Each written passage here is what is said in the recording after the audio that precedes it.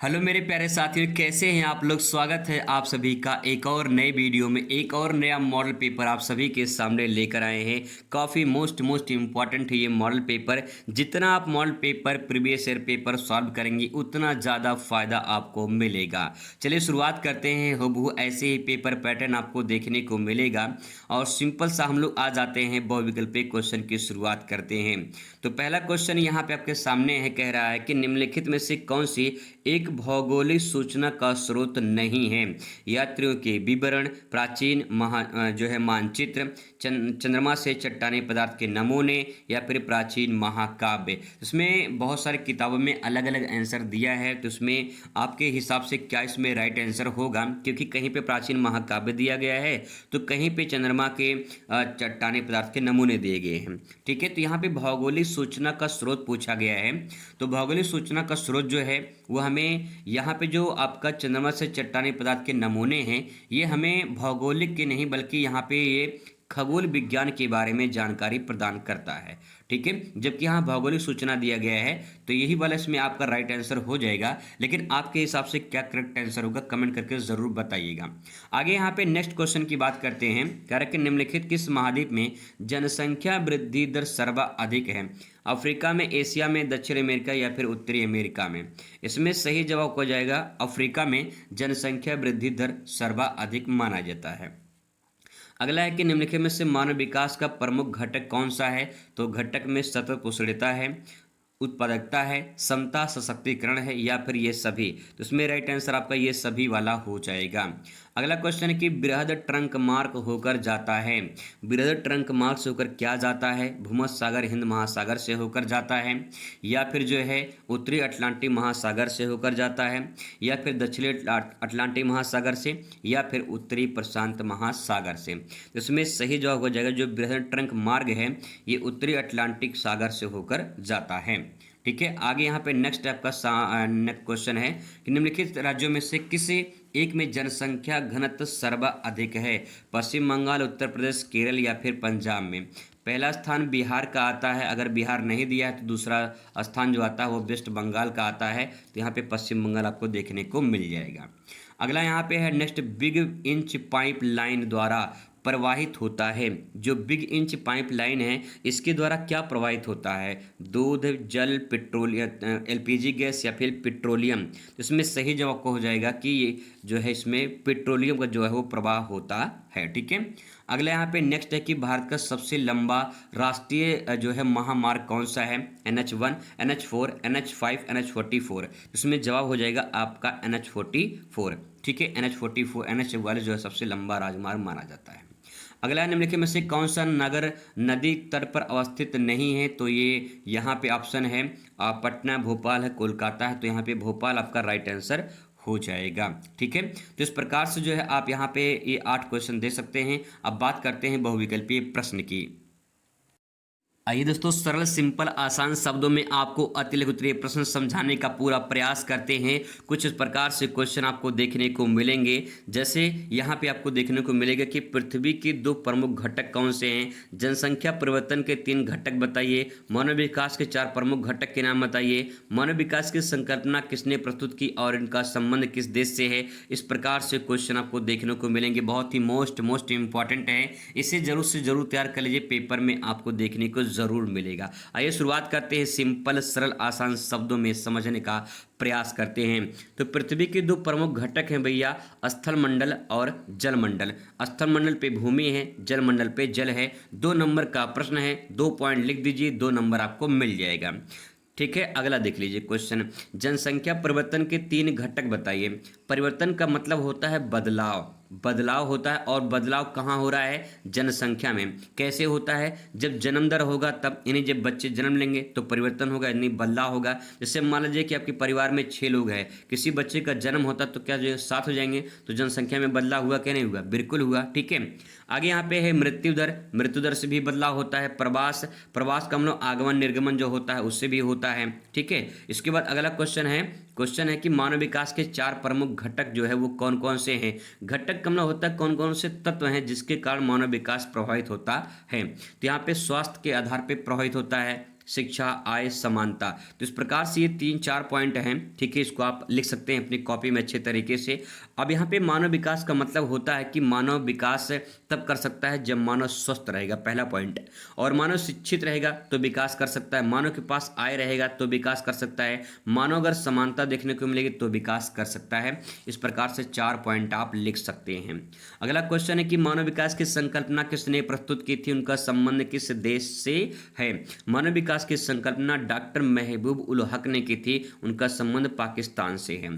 तो डॉक्टर महबूब उल हक जो है ये पाकिस्तानी अर्थशास्त्री थे और इन्होंने मानव विकास की संकल्पना दी है, ठीक है। अगले क्वेश्चन पर देखिए, भारत में सिंचाई के 2 साधन बताइए। सिंपल सिंपल छोटे छोटे क्वेश्चन आते हैं। नहरें हैं, कुएं, नलकूप हैं, इनसे सिंचाई की जाती है। अगला यहाँ पे कि ऊर्जा का अपारंपरिक स्रोत कौन से हैं। तो ऊर्जा के अपारंपरिक स्रोत वे होते हैं, अपारंपरिक स्रोत वे स्रोत हैं जिसे प्राकृतिक रूप से पुनः प्राप्त हो सकते हैं, यानी हम जिसे पुनः प्राप्त कर सकते हैं वो अपारंपरिक स्रोत हो जाएंगे।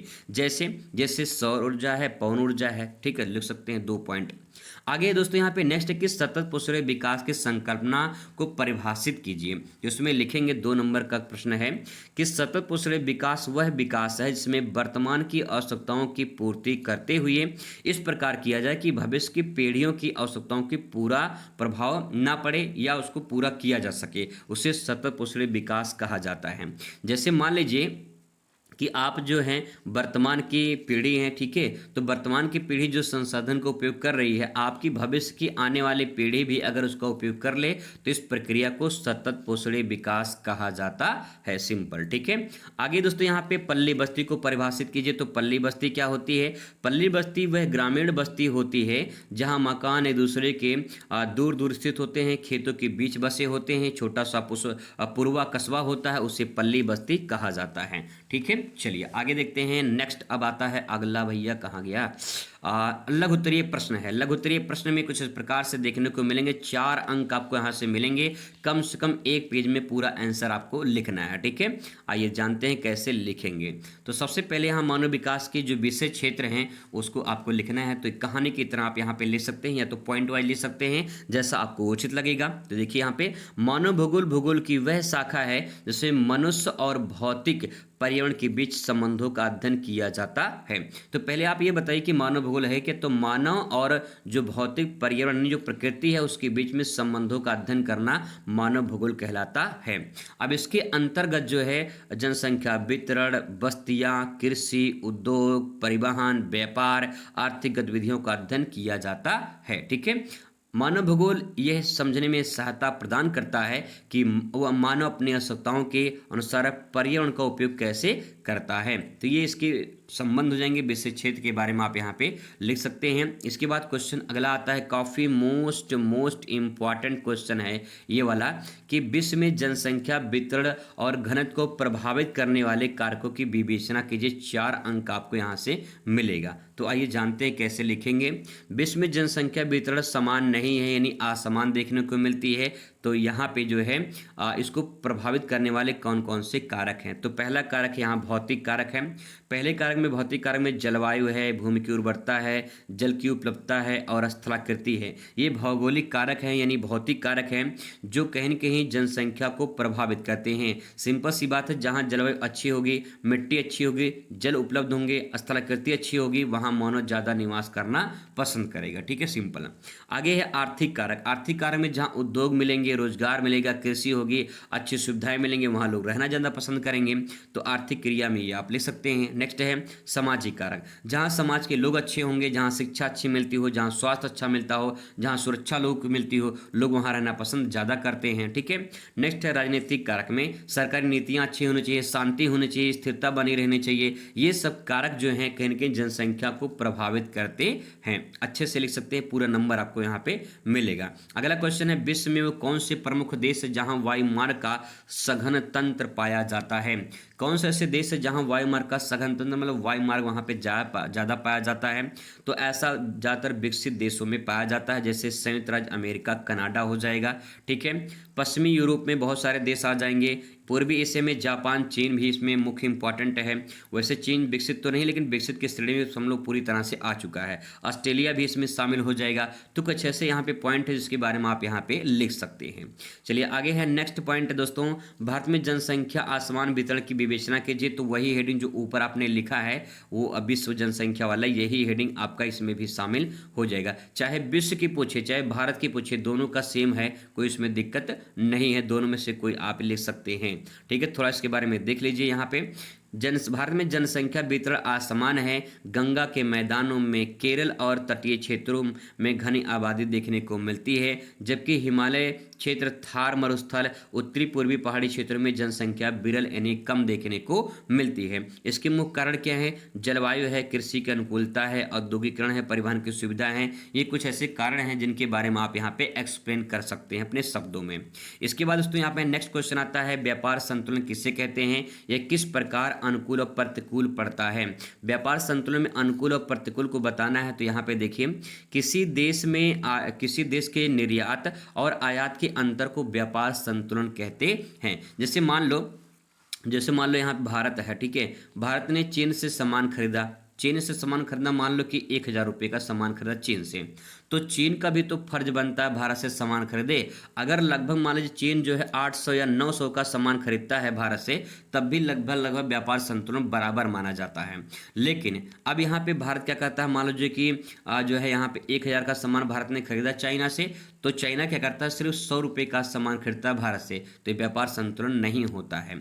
आगे इसमें लिखेंगे, अनुकूल व्यापार संतुलन तब होता है जब निर्यात आयात से अधिक होता है। ठीक है, निर्यात क्या होता है? निर्यात का मतलब होता है बेचना। निर्यात का मतलब बेचना, किसी देश को बेचना। देश को बेचना मतलब देश में सामान बेचना, देश को नहीं बेचना। ठीक है, देश में सामान बेचना। और आयात करना होता है किसी देश से खरीदना। जैसे चाइना से जब भारत सामान खरीदता है तो उसे आयात कहते हैं। ठीक है, और जब भारत चाइना को सामान बेचता है तो उसे निर्यात कहते हैं, सिंपल। ठीक है, प्रतिकूल व्यापार तब होता है जब आयात निर्यात से अधिक हो जाए। ठीक है, आयात क्या हो जाए? निर्यात से अधिक हो जाए। तो ये फैक्ट पॉइंट है, ये बस अगर आप समझ गए तो आप ये समझ जाएंगे कि व्यापार संतुलन होता क्या है। ठीक है, जब व्यापार जो है यहाँ पे संतुलन तब होगा अनुकूल जब यहाँ पे आपका निर्यात आयात से अधिक हो जाएगा, और प्रतिकूल कब होगा? जब आयात निर्यात से अधिक हो जाएगा। ठीक है, व्यापार संतुलन देश के आर्थिक स्थिति को दर्शाता है। आगे है क्वेश्चन नंबर नेक्स्ट है कि कह रहा है कि भारत में गंदी वस्तु की प्रमुख समस्याओं का वर्णन कीजिए। 4 नंबर में प्रश्न है। तो भारत में गंदी वस्तु की प्रमुख समस्या क्या क्या समस्याएं हैं? बहुत सारी समस्याएं हैं भैया गंदी वस्तु की। पेयजल की जो है कमी देखने को मिलती है, गंदी और अस्वच्छ वातावरण देखने को मिलता है, स्वास्थ्य और शिक्षा जो सुविधाएं वो उसका अभाव देखने को मिलता है, बेरोजगारी गरीबी देखने को मिलती है, अपराध और सामाजिक असुरक्षा देखने को मिलती है। तो ये कुछ पॉइंट हैं जिसमें आप लिख सकते हैं और उसके बारे में थोड़ा थोड़ा लिख देंगे तो बढ़िया पूरा अंक आपको मिल जाएगा। अगला आता है दीर्घ उत्तरीय प्रश्न, जिसमें से क्वेश्चन पूछा जाएगा कि निश्चयवाद और संभववाद का अर्थ बताते हुए दोनों में अंतर स्पष्ट कीजिए। 6 अंक में पूछा जाएगा। अगर आपको वो नहीं आ रहा तो अथवा करके क्वेश्चन दिया रहेगा, जनांकीय चक्र से आप क्या समझते हैं? जनांकीय संक्रमण सिद्धांत की 3 अवस्थाओं का वर्णन कीजिए। फिर इसके बाद 24 नंबर क्वेश्चन रहेगा। ठीक है, इसके बाद जो है आइए जानते हैं कैसे इसके बारे में लिखेंगे। तो पहले निश्चयवाद के बारे में लिखेंगे, फिर संभववाद के बारे में लिखेंगे, फिर दोनों में अंतर बताएंगे। ठीक है, तो निश्चयवाद में लिखिए, इसमें देखिए, निश्चयवाद वह सिद्धांत है जिसके अनुसार मनुष्य की सभी गतिविधियां प्रकृति द्वारा निर्धारित होती हैं। मनुष्य प्रकृति के नियमों के अनुसार कार्य करता है और उसका नियंत्रण बहुत ही कम देखने को मिलता है। यानी निश्चयवाद का मतलब इसमें प्रकृति निश्चय कर दी है, तय कर दी है कि जितना हम चाहेंगे उतना मानव को करना पड़ेगा। अगर मानव उतना नहीं करेगा तो उसके ऊपर विपत्ति आ सकती है। यानी प्रकृति के अनुसार जब मानव काम करता है तो उसे निश्चयवाद कहा जाता है।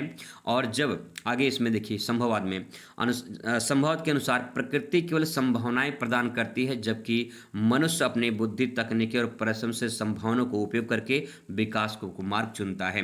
जैसे मान लो नदी बह रही है, तो नदी बह रही है निश्चयवाद है। ठीक है, यानी निश्चित है नदी बह रही है। अब यहाँ पे नदी को क्या करता है, मानव इस पे डैम बना देता है। जब बांध बना देता है तो बांध बनाने से यहाँ से नहर निकाल सकता है, बिजली उत्पादन कर सकता है। तो ये क्या है, संभववाद, यानी मानव ने कुछ संभव कर दिया है। तो यहाँ पे आप ले सकते हैं कि संभववाद में प्रकृति जो है, इसमें प्रकृति के जो संसाधन होते हैं उनका उपयोग करके मानव अपने आवश्यकताओं की पूरा करता है, जिसे हम संभववाद कहते हैं। अब दोनों में अंतर क्या है, जो परिभाषा वही अंतर लिख सकते हैं। तो यहाँ पे अंतर लिख सकते हैं, देखिए अंतर में आधार में लिखेंगे इसमें भूमिका क्या है, भूमिका का मतलब इसमें प्रकृति का प्रमुख होता है और संभववाद में मनुष्य प्रमुख होता है। ठीक है, इसमें प्रकृति के प्रभाव में लिख सकते हैं कि इसमें पूर्ण नियंत्रण होता है प्रकृति का, और इसमें जो है सीमित प्रभाव पड़ता है मानव का। ठीक है, नेक्स्ट है मानव स्वतंत्रता। इसमें मानव की स्वतंत्रता कम होती है, लेकिन इसमें मानव पूरी तरह से आज़ाद होता है। अगर तकनीकी की बात करें, इसमें तकनीकी का प्रयोग कम किया जाता है और यहाँ पे बहुत ज़्यादा प्रयोग किया जाता है। ठीक है, दृष्टिकोण की बात करें तो उसमें लिख सकते हैं कि प्रकृति यहाँ पे केंद्रित होती है और यहाँ मानव केंद्रित होती है। मतलब दृष्टिकोण में इसकी नज़रिया क्या है या उसकी जो है तथ्य क्या है। ठीक है, इसके बाद यहाँ पे आता है अथवा करके क्वेश्चन, जननांगीय संक्रमण सिद्धांत के बारे में या जननांगीय चक्र के बारे में आपसे पूछ लेगा। तो जननांगीय संक्रमण सिद्धांत की 3 अवस्थाएं बतानी है। तो पहले आप बताएंगे कि जननांगीय चक्र होता क्या है। तो उसमें लिखेंगे जननांगीय चक्र वह क्रमिक या क्रम अनुसार प्रक्रिया है जिसमें किसी देश की जनसंख्या जन्म दर और मृत्यु दर में परिवर्तन के साथ विभिन्न अवस्थाओं से गुजरती है। इसी को जननांगीय चक्र कहा जाता है। यानी जन्म मरण ये सब लिखा रहता है, होता रहता है। अब इसकी 3 अवस्थाएं हैं। इसका एक डायग्राम बनता है। डायग्राम में आप ऐसे बना सकते हैं। यहाँ पे 3 अवस्थाएं आपको देखने को मिलेंगी। ठीक है, ये 3 अवस्थाएं हैं, इस प्रकार से आपको बना लेनी है। फिर इसके बाद जो पहली अवस्था होती है, इसमें उच्च जन्म दर और उच्च मृत्यु दर होती है, ऐसे ग्राफ दिखा देंगे। फिर इसके बाद यहाँ पे क्या होता है, धीरे धीरे इसमें गिरावट देखने को मिलती है। फिर तीसरे में क्या होता है, निम्न जन्म दर और निम्न मृत्यु दर देखने को मिलता है। तो इस प्रकार से डायग्राम बना देंगे। यहाँ पे कुछ देशों का नाम ले सकते हैं और यहाँ पे कुछ आंकड़े लिख देंगे, तो पूरा डायग्राम लगभग कंप्लीट हो जाएगा और यहाँ पे पूरा बढ़िया नंबर आपको मिल जाएगा। ठीक है, अब इसमें 3 अवस्थाएं हैं। कौन कौन सी अवस्थाएं हैं तो मैंने भी आपको बताया है। तो जो डायग्राम बने कुछ इस प्रकार से डायग्राम बनेगा आपका। ये है पहली अवस्था और ये है दूसरी अवस्था और ये है आपका तीसरी अवस्था। ठीक है, पहली अवस्था में क्या होता है यहाँ पे कि उच्च जन्म दर और उच्च मृत्यु दर देखने को मिलती है। तो प्रथम अवस्था में यहाँ पे देखिए जन्म दर और मृत्यु दर दोनों क्या होता है, उच्च होता है। जनसंख्या वृद्धि दर जो है धीमी रफ्तार से बढ़ती है। अब यहाँ पे आगे बात करें तो यहाँ पे दूसरी अवस्था में क्या होता है, जन्म दर उच्च रहता है लेकिन धीरे धीरे गिरावट देखने को मिलती है और मृत्यु दर भी तीव्र गति से घटती है। इस प्रकार से ग्राफ नीचे गिर जाता है। ठीक है, और फिर तीसरे अवस्था में दोनों निम्न हो जाते हैं। यहाँ पे तीसरी अवस्था में आप लिखेंगे कि जन्म दर और मृत्यु दर दोनों क्या हो जाते हैं, ये दोनों निम्न हो जाते हैं। ठीक है, तो इस प्रकार से इसके बारे में आप लिख सकते हैं डायग्राम बना के। अगला क्वेश्चन आपके सामने है, भारत में जनसंख्या वितरण को प्रभावित करने वाले किन्हीं 5 कारकों का उदाहरण सहित बताइए। तो इसके बारे में ऊपर भी चर्चा कर चुके हैं 4 नंबर वाले में, तो आप वहां से इसे कवर कर सकते हैं। वही सेम चीजें यहाँ पे दी गई हैं। ठीक है, अथवा करके बात कर लेते हैं यहाँ पे कि परिवहन जो है क्या है और सड़क परिवहन के महत्व बताइए। तो सड़क परिवहन में लिखेंगे सड़क परिवहन वह परिवहन व्यवस्था है जिसमें वस्तुओं और यात्रियों को सड़क के माध्यम से एक स्थान से दूसरे स्थान पर पहुंचाया जाता है। सिंपल परिभाषा, कोई दिक्कत नहीं है इसमें। सड़क के बारे में जानते हैं। अब इसके महत्व क्या है तो देखिए, घर घर सेवाएं प्रदान करता है सड़क। दूसरा, कम दूरी के लिए सस्ता और सुविधाजनक होता है। जैसे मान लीजिए आपको अपने क्षेत्र में बाजार में जाना है तो ट्रेन से थोड़ी जाएंगे, अपने क्षेत्र के जो है साइकिल से, बाइक से, रोड से जाएंगे। ठीक है, तो ग्रामीण क्षेत्रों को आपस में जोड़ने का काम करता है और शीघ्र, लचीला और परिवहन जो है साधन देखने को मिलता है। अन्य परिवहन साधनों में पूरक देखने को मिलता है और आर्थिक सहयोग में काफ़ी इसका योगदान देखने को मिलता है। तो इस प्रकार से इसका महत्व हो जाएगा। फिर इसके बाद आता है सेक्शन आपका मानचित्र वाला पोर्शन, जिसमें क्वेश्चन आपको एक मानचित्र दिया जाएगा। इन क्वेश्चन का उत्तर आपको मानचित्र में लिखना होगा। जैसे चाय का एक प्रमुख उत्पादक क्षेत्र, तो आपको यहाँ पे पहले भारत में भरना है। तो चाय का एक प्रमुख उत्पादक क्षेत्र में आप भरेंगे, क्या भरेंगे तो मानचित्र में यहाँ पे आ जाइए। चाय के उत्पादक क्षेत्र में ऐसा सादा मानचित्र आपको मिलेगा। तो चाय में जो है यहाँ पे देखिए असम है। ठीक है, बीच में असम है, तो यहाँ पे आप एरो बनाइए बाहर और यहाँ पे लिखिए असम। अगर वहाँ पे जगह मिल जाता है तो आप यहाँ पे लिख दीजिए और क्वेश्चन नंबर यहाँ पे पहला, तो आप यहाँ पे पहला ऐसे लिख दीजिए। ठीक है, बस ऐसे ही काम करना होता है। ध्यान रखेंगे अगर बाहर लिखेंगे तो एरो जरूर बना देंगे, इसका बात अच्छे से ध्यान रखेंगे। इसके बाद अगला क्वेश्चन है, कह रहा कि लौह खनिज का एक जो है 2 प्रमुख क्षेत्र बताइए। तो लौह खनिज के 2 प्रमुख क्षेत्र में आप भर सकते हैं, उड़ीसा, झारखंड भर सकते हैं। तो यहाँ पे देखिए, यहाँ पे नीचे उड़ीसा और यहाँ बगल में पश्चिम बंगाल है, यहाँ पे बगल में झारखंड है। तो दोनों में से, तीनों में से कोई एक भर सकते हैं, ठीक है। तो इसमें से आप दोनों भर सकते हैं, दो पूछेगा दो भर सकते हैं, यहाँ पे लिख दीजिए, ठीक है। आगे इसके बाद जो है नेक्स्ट यहाँ पे रहेगा लौह इस्पात का एक प्रमुख केंद्र। लौह इस्पात केंद्र जो है आप यहाँ पे भर सकते हैं बोकारो, जो पड़ता है झारखंड में। तो यहाँ पे जो है आपका ये झारखंड है, ठीक है। यहाँ पे बिहार की, ये यहाँ बिहार पड़ता है, बिहार के जस्ट नीचे झारखंड है। तो यहाँ पे लिख दीजिए बोकारो, बोकारो लिखिए, ठीक है। क्वेश्चन नंबर डाल दीजिए जो क्वेश्चन नंबर वहाँ पे हो, ठीक है। क्वेश्चन नंबर जरूर डालेंगे ताकि पता चले कौन सा क्वेश्चन नंबर आपने लिखा है। नेक्स्ट है पश्चिमी रेलवे का मुख्यालय कहाँ पे है। तो पश्चिमी रेलवे का मुख्यालय मुंबई में पड़ता है। तो ये आपका पश्चिम है, ठीक है, और यहाँ पड़ता है मुंबई। तो आप यहाँ पे भर देंगे मुंबई। और क्वेश्चन नंबर 4, तो 4 आप यहाँ पे लिख देंगे, ठीक है। बस इतना काम कर देंगे, पूरा बढ़िया नंबर आपको मानचित्र में मिल जाएगा। अगला है अरब सागर में गिरने वाली एक प्रमुख नदी बता दीजिए। तो भैया अरब सागर में गिरने वाली बहुत सारी नदियां हैं।